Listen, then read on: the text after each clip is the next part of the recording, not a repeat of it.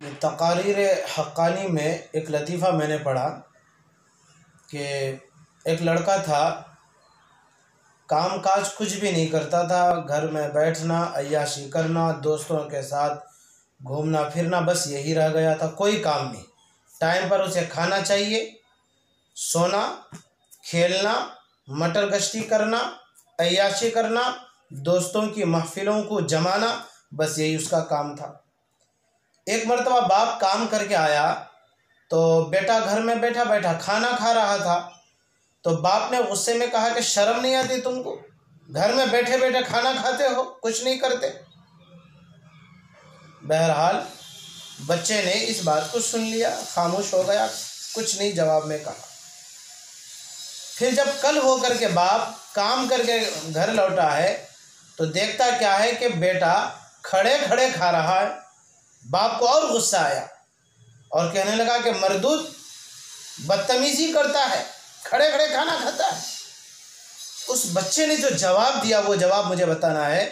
कहा कि अब्बा, कल आप तो बैठे बैठे खाने से मना कर रहे थे, इसलिए मैंने आपकी बात को मान करके बैठ करके नहीं बल्कि खड़े होकर के खाना खा रहा हूँ। तो ये लतीफ़ा तकारीर हक्कानी में लिखने के बाद बतौर नसीहत के लिखा है कि इस लतीफ़े से हमें ये सबक मिलता है और हमें ये नसीहत मिलती है, औलाद की तरबियत हमेशा अच्छी और सही करनी चाहिए।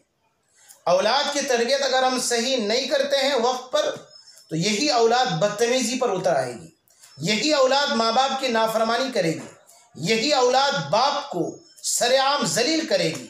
इसलिए प्यार भी दें अपनी औलाद को, उनसे मोहब्बत भी करें, लेकिन तरबियत ज़रूर दें, हर हाल में तरबियत दें। याद रखें, अगर हम अपनी औलाद की, अपनी नस्ल की, अपने बच्चों की सही तरबियत नहीं करेंगे तो हमारा बच्चा, हमारी औलाद कल होकर के हमारे लिए वबाल जान बन जाएगा। वो बच्चा, हमारी वो औलाद कल होकर के दर्द सर बन जाएगी। इसलिए हमेशा अपनी औलाद की अच्छी और सही तरबियत करनी चाहिए। अल्लाह हमें भी और आपको भी अमल की तौफीक अता फरमाए। वस्सलामु अलैकुम व रहमतुल्लाह।